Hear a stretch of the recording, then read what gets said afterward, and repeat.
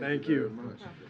Thank you so much for having us today. On behalf of the Warriors, I want to thank President Biden and Vice President Harris for the invitation to come to the White House today to celebrate our championship from a year ago. It's a great reminder of how lucky we are to be Americans, to live in a country where we can chase our dreams and enjoy the fruits of our labor and the celebration of all those around us. And to come here today with members of the organization to celebrate is really something special.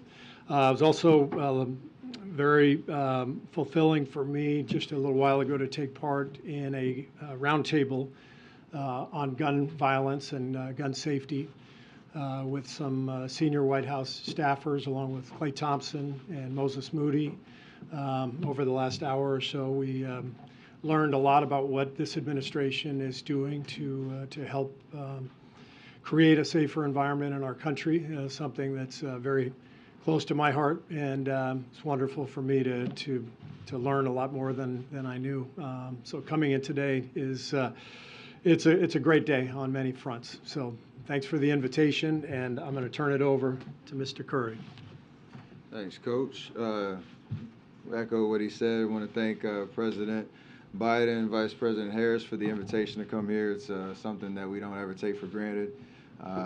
7 years ago, I believe, we were here last celebrating our first championship, and now back to celebrate our fourth. So to have this opportunity to reflect on the accomplishment last year, to bring everybody together to celebrate that, to also acknowledge the place sports has and bringing people together from all walks of life, all backgrounds, to provide inspiration, hope, love, togetherness, and that's what our journey was last year.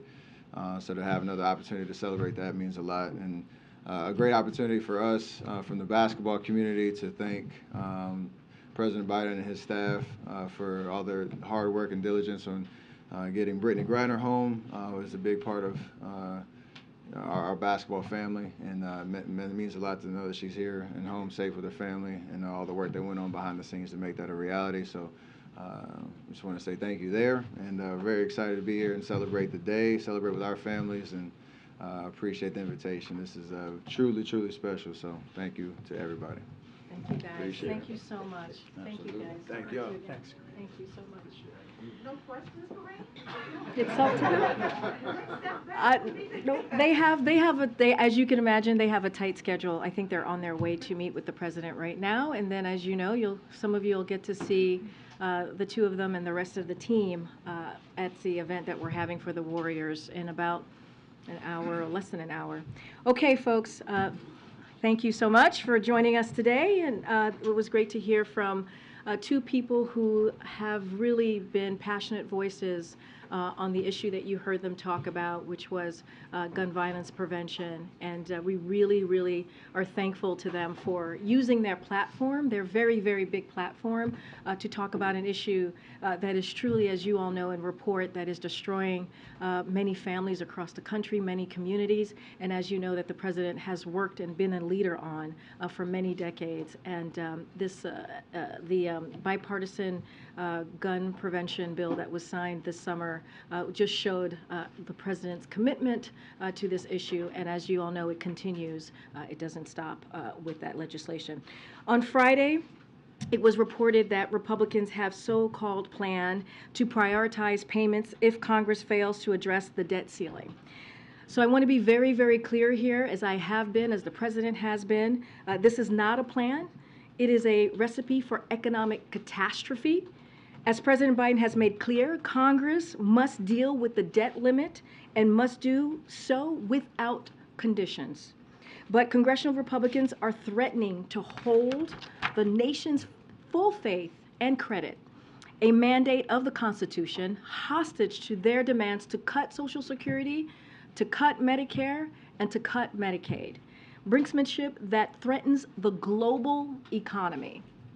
Their latest idea is that rather than paying its bills, the United States should make payment to wealthy bondholders, including foreign investors, and stop payments for border security, food safety, nursing homes, school lunches, the FAA, drug enforcement, and other programs Americans rely on every single day. This so-called prioritization scheme makes Republicans' priorities pretty clear, crystal clear, if I may add. They want to put wealthy bondholders over ordinary Americans who want safe foods, safe skies, safe communities, and secure borders. And it does nothing, absolutely nothing to change the fact that failing to deal with the debt limit would cause economic catastrophe. Bipartisan former Treasury secretaries and independent experts have called out how dangerous failing to raise the debt ceiling would be. And for example, I'll give you a couple. The Chamber of Commerce said it would have catastrophic economic consequences, end quote. In 2011, then Treasury Secretary Tim Geithner called it unworkable and also harmful. And a former economist to Republican Senators Rob Portman, Marco Rubio, and Mitt Romney called it really bad idea and, I quote, disaster. This is just another attempt by congressional Republicans to force unpopular cuts on programs critical to seniors, the middle class, and working families. Congress needs to act and do so swiftly. There is no excuse for political brinksmanship when American jobs and economic safety is on the line here. I also wanted to highlight that this morning the White House released the first ever national strategy to advance equity, justice, and opportunity for Asian Americans, Native Hawaiian, and Pacific Islander communities. The strategy details much needed investment from 32 federal agencies, including improved data, language access, and combating anti-Asian hate. This unprecedented plan builds on the administration's broader equity agenda and President Biden's historic executive order to establish and reinvigorate the White House initiative on AA and NHPIs. And we're proud that the Biden-Harris administration reflects the rich diversity of America, including the first Asian American vice president.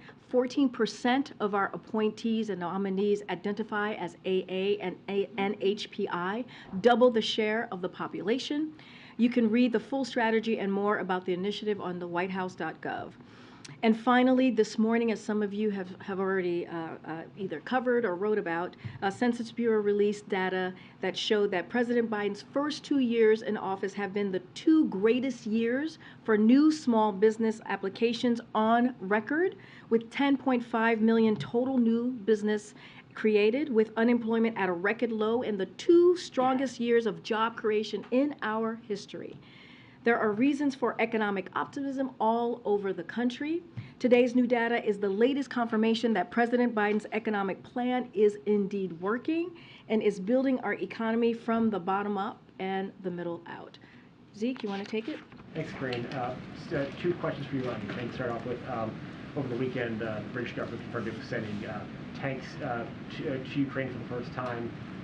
Will the U.S. follow suit and meet Ukraine's request there? And then separately, Prime Minister Rich had in the meeting in the Oval Office a few minutes ago, very end, he alluded to potentially joining the U.S. and Germany and sending a Patriot missile system to Ukraine. Can you confirm that that was the announcement that's coming out of the meeting? We haven't gotten a readout yet.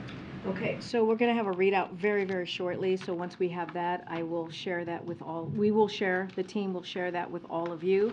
As far as Patriot missiles, I can say they discussed that, the war in Ukraine and the importance of all the ongoing security assistance, but I would refer to Dutch for any specifics about their own plans as it relates to that specifically. As it relates to the conversation on, I'm sorry, I forgot the first question. The British movement on that, I believe. So, look, we are always very, very careful on what our, we don't like to tell our allies what they should or should not do. But as you know, we have been partners with them when it comes to Ukraine, partners with our allies, and partners with them on how we are continuing to provide assistance to Ukraine in this aggressive war that we have seen, this brutal war that we continue to see by Russia. But certainly that is not something that we will direct. We will continue to focus. We have been the country that has provided the most assistance, as you all know, when it comes to security assistance, assistance, when it comes to humanitarian aid, and we are in constant conversations with Ukraine on what their needs are, and so we're going to continue to do that alongside our partners and also our allies. This is now an area where the UK is going to be ahead of the US sending Western tanks to Ukraine, because they're going ahead with sending more than a dozen of them in the coming weeks and months. The White House still hasn't approved that. So is that in the offing now for the U.S. to sort of leapfrog ahead back into the lead in providing assistance for Ukraine? Again, look, we are in constant conversation with the Ukrainians on their assistance. We have given the most assistance than any other country. The president, when he walked into the administration, he made sure that he brought the NATO together, he brought our alliance and partners together to make sure that we had the backs of the Ukrainian people. And so that is something that we're going to continue to do. Certainly, I'm not going to get ahead of any announcements from here. But again, this is we will be with the Ukrainian people for as long as it takes for them to defend themselves, for them to defend themselves against the brutality that we are seeing from the Russian aggression. And just on a different topic, regarding the discovery of classified and official documents at the president's residence and former office. Last week, you told, I believe it was Phil, that we all can assume, the American people could assume that the searches were complete and all the documents had been recovered. On Saturday, the White House counsel's office said that 5 additional classified documents had been found. Is it safe to assume now that all the documents have been recovered, all the official records, all the classified documents are back in the custody of the National Archives, or are more searches underway to find out if there's anything else there? Look, I understand your question. We have addressed multiple questions from here. Multiple questions have been answered by the president. I know that you all just spent some of your colleagues, maybe you yourself, Zeke, was on the phone with my colleague for about 45 minutes that addressed a lot of your questions. I'm just going to continue to be prudent here. I'm going to let this ongoing review that is happening, this legal process that is happening, and let that process continue under the special counsel. I'm not going to comment from here. I'm not. One of the things that we have said for the last 2 years, when it comes to the Department of Justice, when it comes to legal matters, when it comes to legal issues, we have been very clear that we are not going to comment. We are not going to politically interfere, and that continues with this legal issue. And so I would refer you to the Department of Justice, refer you to the special counsel as it relates to specifics on this issue, and also my White House counsel colleagues are engaging with all of you, and will certainly continue to have conversations on this. I will say that we are consistent with what we have said on cooperating fully with the Department of Justice on this issue, and we will continue to cooperate fully with the special counsel. Thanks, Karine. On Friday, you stood here, though, and were asked about this documents issued by our count some 18 times. At that point, the president's lawyers had found these 5 additional pages of classified documents. So did you not know on Friday that those documents had been found when you were at the podium, or are you being directed by someone to not be forthcoming on this issue? I have been forthcoming from this podium. What I said yes to was what the statement at the time that we all had, right? You all had the statement.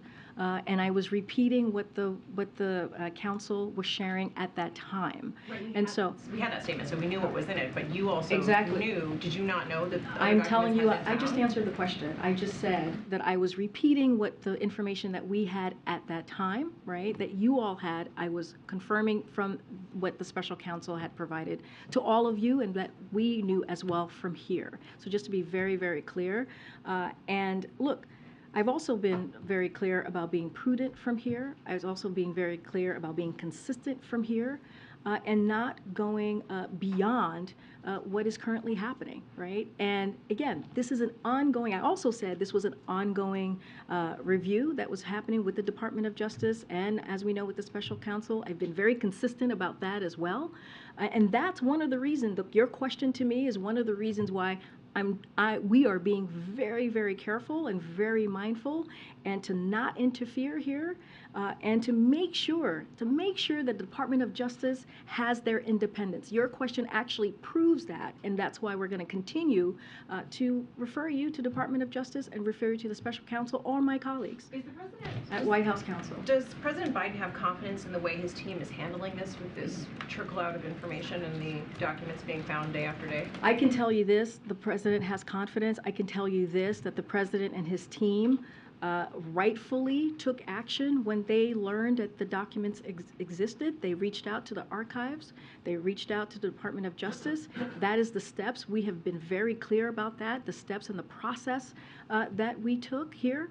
And look, we're going to continue. We're going to continue to, as we have said, fully cooperate with the Department of Justice. We're going to fully cooperate with the president's team is going to fully cooperate with the special counsel. That does not stop, and that will just continue. Again, we are going to respect the independence of the Department of Could you Justice. describe his mood to us and the conversations you've had with him on this issue? His mood has been very clear. I saw him this morning. He's very focused. I traveled with him this weekend. He wants to make sure that he's continuing, and we are continuing to deliver for the American people.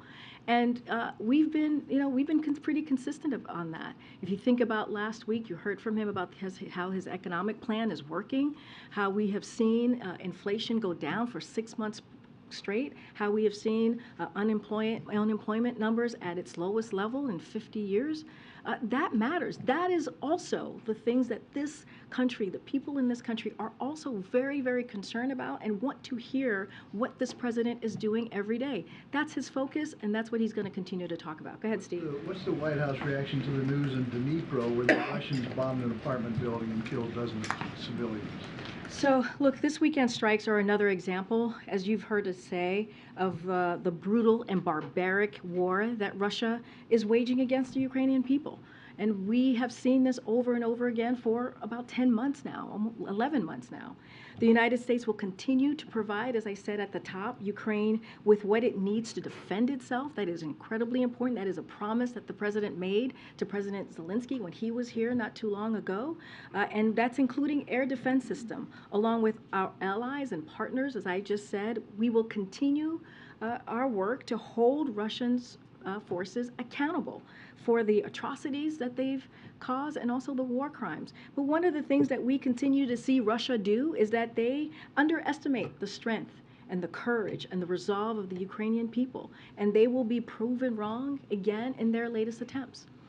And the debt ceiling is supposed to reach its ceiling on Thursday. How do you see this debt ceiling fight playing out? What's your strategy for getting an agreement? So look, we have been very clear on this, and I said it at the top, I said it on Friday, and I'll say it today, so has the president. This should not be political brinksmanship. We should be dealing with the debt ceiling without conditions. It is important. We're not going to work our way around this. We're not going to negotiate on this. This is the basic duties of Congress, is to deal with this issue. And let's not forget, in the last administration, they, meaning Democrats and Republicans, were able to deal with the debt limit 3 times. So this is something that needs to be done, that should be done, and we call on Congress to act. Lastly, is the president going to sit down with Republicans and talk about this? Again, this is something that should be done without conditions. We have been very, very clear about that. We are not going to be negotiating over the debt ceiling, but I'll say this more broadly. At the start of the new Congress, and I actually spoke about this last week, we're reaching out to all members in both parties to build relationships and establish points of contact. That is something that the Office of Legislative Affairs has done for the past couple of weeks. But, you know, this has been done, when you talk about the debt ceiling, it has been done in a bipartisan way, and there should be bipartisan cooperation to address this. It should not be a political football. This should not be a political football, and we should do it without conditions. Go ahead, Phil, and I'll come to the back. The president and his team had a pretty clear strategy and list of goals heading into this year. Is there any concern that that may be kind of overtaken by what's been happening over the course of the last week with the investigation? I mean, I just talked about last week what we saw about with the economic plan. We saw the CPI data, and it's showing that inflation is indeed going down because of the president's economic policy. We have seen the president do bipartisan work, bring both sides together. When you think about going to the bridge in Kentucky, and you saw that for yourselves. How the president was able to bring both sides together to talk about an issue that was so important for that region in Kentucky, to talk about infrastructure, something that many presidents before this president had tried to do and were not able to do it. In the last administration, it was a punchline. It was a joke when we talked about Infrastructure Week. And now under this president, we've been able to do it in a bipartisan way. look, we're going to continue to do the work. We're going to have mayors here in a couple of days. We'll share more information about that event, and the President will talk to them about the work that we are doing and the work that we're going to continue for the American people. We went to Mexico City just about a week ago. We were in Mexico City, feels like 2 weeks ago, but yes, we were in Mexico City about a week ago. And you saw the President on the world stage talking to our closest partners in North America about how we're going to deal with issues that matter to the American people. And you saw the friendly engagement. You saw how successful that summit was. And so that's not going to stop the President. He is very much focused on what are we going to do to lower cost? What are we going to do to continue to lower costs? What are we going to do to continue to deliver for the American people? And let me add, too, what Republicans are putting forward. House Republicans, the extreme members of the House, the MAGA Republicans, are talking about raising taxes for middle-class Americans. They're talking about giving a tax break for the wealthiest among us. That's what they want to do. They're talking about attacking women's rights to choose. That's what they want to put forward. And the President is going to speak against that as well and try to make sure that we deliver for the American people. We can do both. We assume the President weighed in on the issue a couple of times last week, but given the limitations, given what you've talked about from the podium, that we shouldn't expect the President to give his thoughts or opinions on the ongoing investigation. It is, and you just said, it's an ongoing matter, right? This is an ongoing legal process that's happening currently, and we are going to continue what we've been doing for the last 2 years, which is when it comes to the Department of Justice, when it comes to legal issues, we will not comment. We are going to be prudent from here. We are not going to politically interfere, because one of the things that the President was very clear during the campaign and has been for the last 2 years is that we want to give back the independence that the Department of Justice has. Go ahead, Peter, and then I'll come to that. Just to follow up, if I can, very quickly on this. The White House says Republicans are faking outrage on this issue. Why shouldn't Americans be outraged about classified documents being found in a garage? Look, and I think I've been very clear about this. We have answered questions on this at this podium. You've heard, as Phil was saying, twice from the President talk about this. He said that he didn't know, right? He said that he was surprised, and he said that he takes classified information and documents very, very seriously. We heard directly from the President on this issue.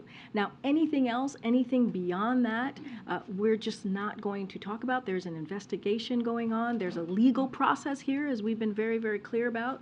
I will let the White House counsel talk about any specific details about that, but we're going to be prudent here and make sure that we are not interfering in this process. I guess that's why I'm asking, though, because you've said that you don't want to interfere here and be prudent about the process, but the White House did post a statement saying that Republicans are faking outrage. So to that point, why shouldn't Americans be upset about documents found in a garage? That's for the American people to decide, right? That is for you all are, I'm sure, going to talk to many folks out there and have this conversation. But what we do know, right, what we do know from polling that we have seen over and over again, from your coverage, from what we hear, what the President goes out and talks to the American people, they also care about the economy.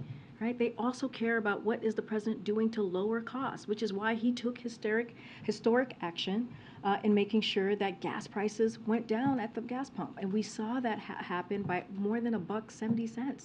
And that's the work that the President's going to focus on. You think about the Inflation Reduction Act. That's going to lower prescription drug costs, lower medical costs, right? When you think about that, lower energy costs. So that's going to be our focus here. We know that's what the American people truly care about as well, and it is very important for them that we do that work. I'm going to try and go to the back.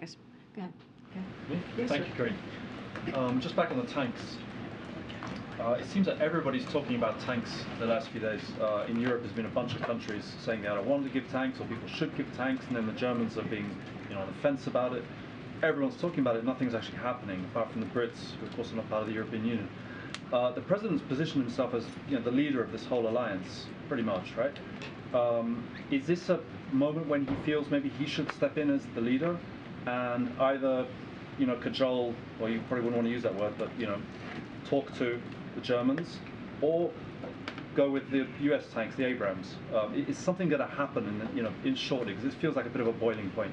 So a couple of things here, and the president's view hasn't changed, and I kind of said it when I was answering Zeke's question, which is he believes that it's up to each country to make their own sovereign decisions here on what types of security assistance and what kinds of equipment they're able to provide Ukraine as Ukraine defends itself against Russia's brutal aggression. For instance, we welcome Germany's recent announcement that they will send infantry fighting vehicles and Patriot missiles battery system to Ukraine.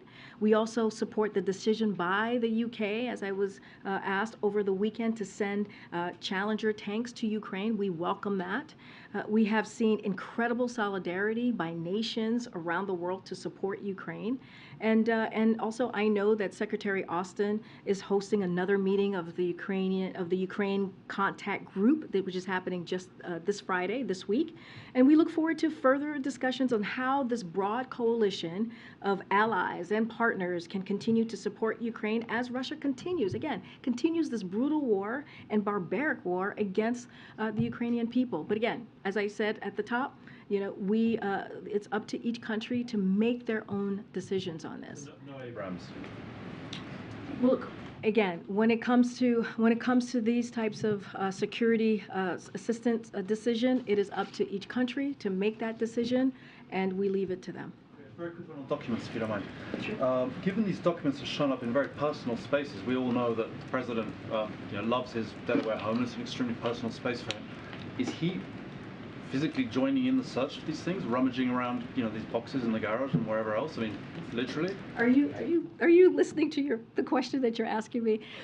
Look, it's a serious matter. I mean, where are these documents? It's a serious matter. Okay, Is look, he taking part in searching for his own documents? Look, I'm going to be very consistent here. I am going to be very clear here, as I have been for the past couple of days, almost a week now, dealing with this. We are going to, any specific questions that you have about this issue, I would refer you to my colleagues at the White House Counsel's Office who spent almost an hour taking these questions from all of you, many of your colleagues. I'm going to let you ask that question to the White House Counsel's Office. And anything else specific to this, I refer you to Department of Justice. I refer you to Special Counsel. Again.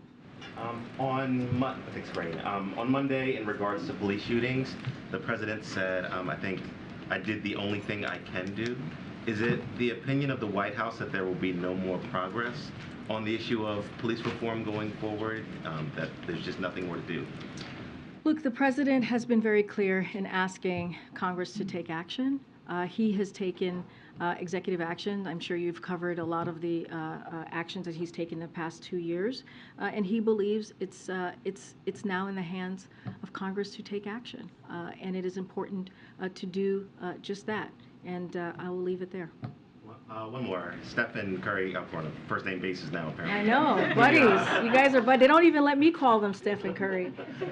He mentioned the freeing of Brittany Griner, but does the White House have any comment on the detention of Siamak Namazi, who's in Iran and on hunger strike, and sent a letter to the president? So we received the letter, and our thoughts are with Namazi and his family. We remain committed to securing his freedom, and the U.S. government is continuing to work to bring him home, along with U.S. citizens who are wrongfully detained in Iran, including Imad Shagri and Morad Tabaz. Iran's use of wrongful detention as political leverage is outrageous.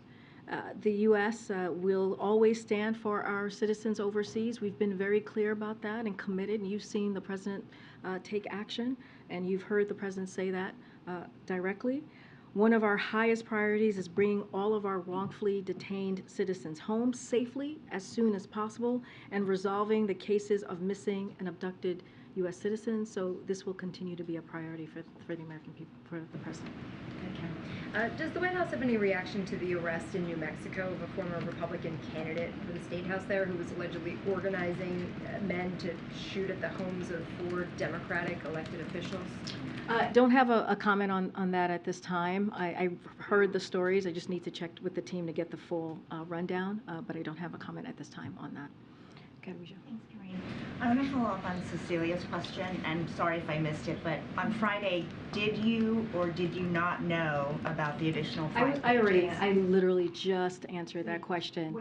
But I missed just- it, so is it yes or no? Well, I mean, you're not too far sitting next to her, so I was very clear. I provided the information that you all had at the time, and I confirmed. No, I did not know. I'm saying I had the information. I actually said this to Cecilia. I had the information that you all had at the time, right? And so this is why I also said to Cecilia, this is why we are trying to be very prudent here, and we're trying to be very consistent and say this is an ongoing legal process, and this is why I say we're just not going to comment from here. That is a perfect example in Cecilia's question, and I was very clear about that. When did you learn about the documents found at the Penn Center in November and in Wilmington in December? When your team was doing a story on it.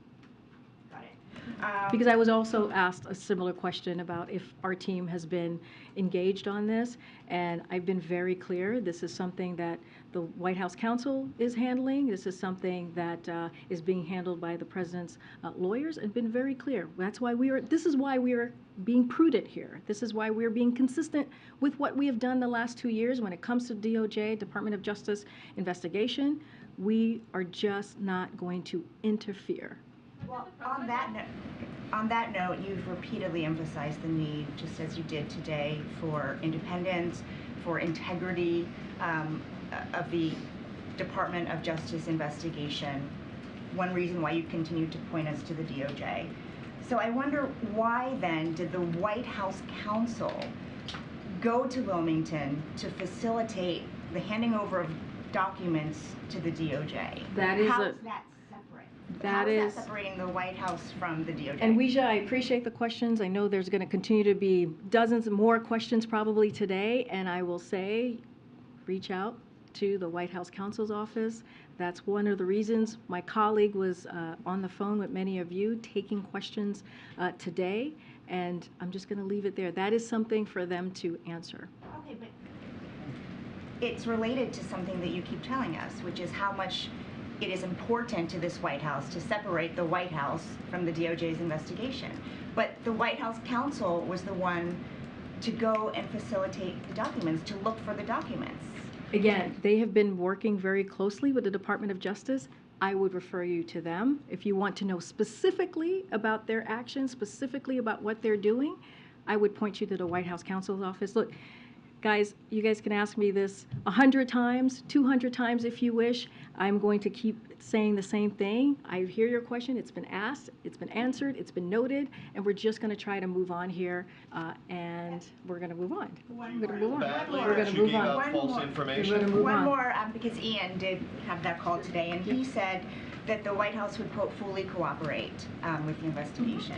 Does that mean that President Biden is willing to be interviewed if called on? I'm just not gonna, you're asking a question that should go to the White House counsel's office. As you just said, Ian, you spoke to my colleague just moments ago. That is something that the White House counsel's office should be answering. Anything specific to the DOJ or special counsels, what they're doing, you need to reach out to them. Go ahead, Tam. Yeah. Are you upset that you came out to this podium on Friday with incomplete and inaccurate information? And are you concerned that it affects your credibility up here? Well, what I'm concerned about is making sure that we do not politically interfere in the Department of Justice, that we continue to be consistent over the last 2 years, and that is continue to refer you all when it comes to an ongoing process. And I'll just leave it there. And let's not forget, there was actually a statement from the counsel's office that you all had at the same time as well. I'm just not going to go down any rabbit hole here. I'm going to be very consistent. I'm going to be very prudent. And again, I've been asked that question. I've answered it. It's been noted, the question, and we're just going to move on. Go ahead, JJ.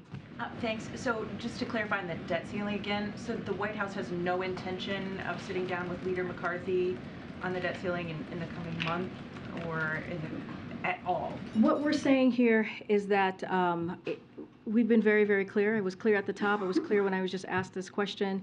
Congress is going to need to address the debt without conditions, and it's just that simple. There should be no hostage taking here. There should be no attempts to exploit the debt ceiling or to leverage it. We're going to be very, very clear about that. And again, and I said this before, this was done 3 times under the last administration in a bipartisan way. This is the duty of Congress. This is something that is their basic duty, to deal with the debt ceiling. And so we're going to continue to be consistent here about that. And again, there should be no, this should not be used as a political football. So we can accurately report that the White House isn't doing any outreach to Republicans at this time? Well, I said just moments ago, one of the things that we did, and I laid this out pretty clearly when the new Congress started, we reached out to Republicans and Democrats alike to talk about who their point of contact is, to have that conversation, to figure out how we're going to work together. And so there is constant conversations happening with members of Congress and their team. That is something that we are doing almost certainly on a weekly basis, and that always is going to happen. Those conversations are always going to happen. I'm certainly not going to read out every conversation that we're having with congressional members or congressional staff. What I am saying is that we have been very clear that this should be done. When we're talking about the debt ceiling, it should be done without conditions, and it should not be used as a political football.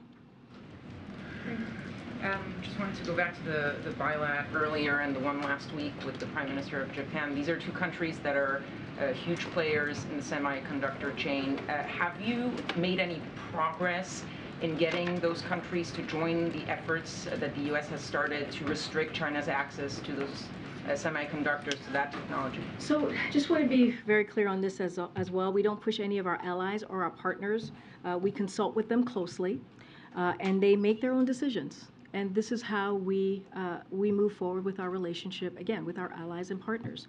We all recognize the importance of this issue to national security, and the President did discuss it, along with a host of other important regional and global issues. Look, this is going to be a continuing part of a group consultation here, and I don't have any announcements to make or anything further to share on this. But does the President feel that the U.S. can be successful in preventing China from getting that technology if these types of countries like the Netherlands, like Japan, don't join, even if it's not exactly the same restrictions, but don't join in those types of efforts? Again, we're just not going to push our partners and allies here. Again, the President, it did come up in their conversation. I'm just not going to getting into specific conversations or what happened or what was said. What we believe is that our close allies and partners make their own decisions on these types of things. Is there a bipartisan plan for our youth today? Do we have a focus on either education? Are we looking at, I just wanted to soften the mood a little bit in the room, but is there anything that we're focusing on in terms of education, in terms of funding programs that we've come to the table to agree upon?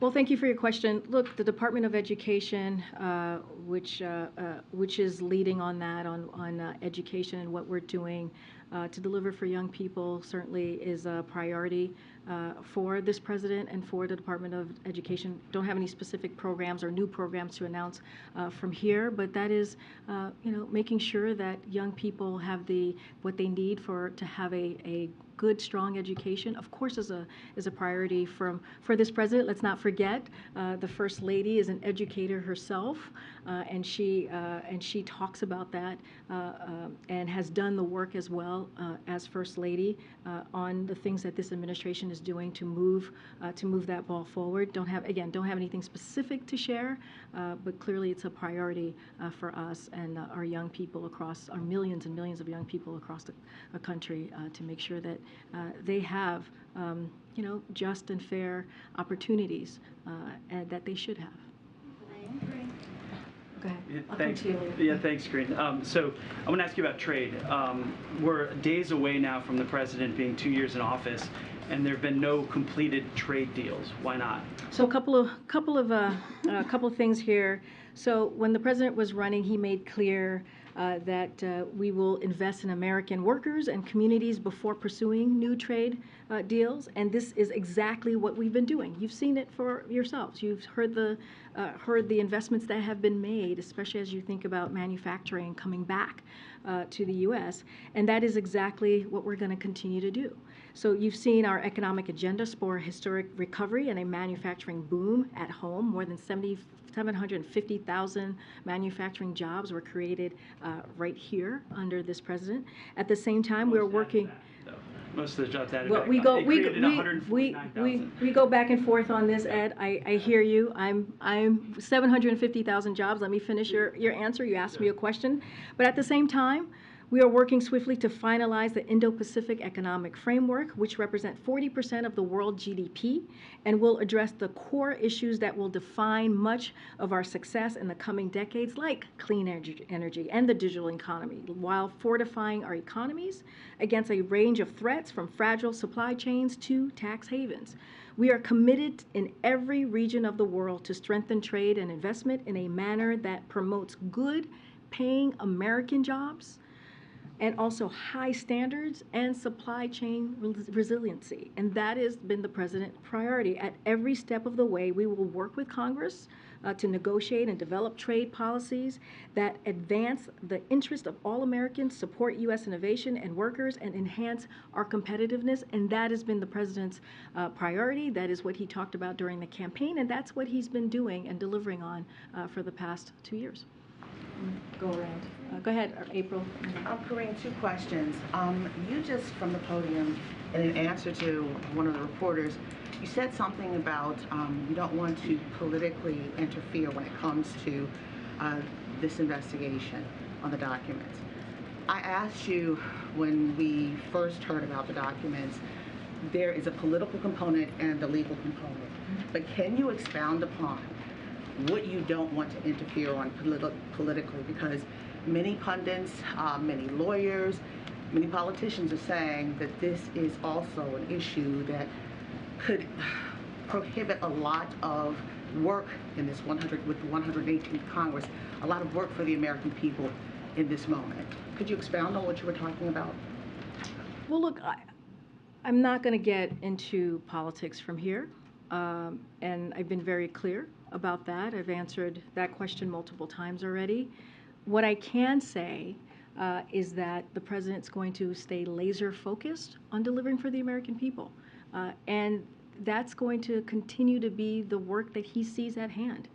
When it comes to the economy, when it comes to the bipartisan infrastructure legislation, when it comes to implementing the Inflation Reduction Act, which we announced a couple of items last week on how important it's going to be for Medicare to negotiate. That is something that is going to be critical for the American families, for American people across the country, being able to negotiate the price of drugs and cap it at $2,000 a year. That's going to make a difference in people's lives, right? Continuing to do the work that he has been doing to lower costs. And we've seen that. We've seen that the president's economic plan is indeed working. And so, look, that is not going to stop us. That is something we're going to continue to talk about. And you're seeing how the work that he's put in the last 2 years, his administration, the work that he's done with Congress in a bipartisan way in historic fashions is actually working. And so that's going to be our focus. And in this moment, there are Democrats who are saying they're looking to tomorrow. It's a bright spot for Democrats with the inauguration of Wes Moore as Maryland's first black governor, as the third black elected governor in the nation.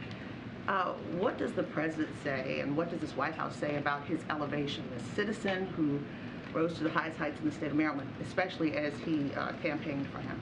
Well, the president is very much looking forward to working with Governor Wes Moore. And, you saw the governor, I don't even know, is he a governor-elect yet, or has been a governor-elect? So I want to give him the right title here. And you saw Wes Moore, Governor-elect Wes Moore, and the president many times over the last several months. They developed a friendship. The president's very much looking forward to working with him. And we think it's important. It's important to have that representation. It's important to have someone as, someone who is qualified and passionate about the work as Wes Moore, be in a position where he can make a change and make a difference for Marylanders. And so that is critically important. Look, there is bright spots. There are, just if you look across the country, what we saw in state elections and what we saw with governorships, what we saw in other really key important state offices, it was a bright spot. And let's not forget, one of the reasons that we saw that is because of the president's plan, the president's agenda, and what he was able to set forth for the midterms. Remember, everyone was talking about the red wave, and that didn't happen. And that didn't happen because of the president's leadership. Karine. Thank you, Karine. Just want to ask you, about something you said last week. Last week you were pretty insistent that you believe that the president's attorneys did the right thing. Do you still believe that? Yes, they did the right thing when it comes to making sure that when the documents were found, they handed it over to the archivist, and it was handed over to Department of Justice. But again, Steve, I'm going to be very prudent here. I am going to be very consistent. It is an ongoing legal process. I'm not going to say more. But the reason I ask is that what we now know, the President's counsel statement, the President's personal lawyer statement, shed a bit more light on this, but they raise more questions. Namely, the first call that the President's personal attorneys made on November 2nd was not to the FBI that they had found what we now know were top secret documents out in the open. The first call was to officials here at this White House in the West Wing. How is that the right thing?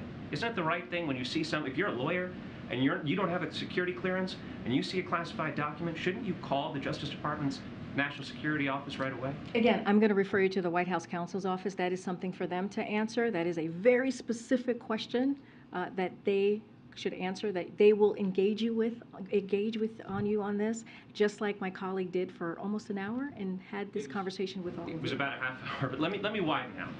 Why is it the matter of this White House counsel to deal with documents from 2 administrations ago? We're not talking about presidential records from this White House. Why is this White House counsel involved in this matter at all? Again, this is something for the White House counsel to address. I'm not going to address that from here.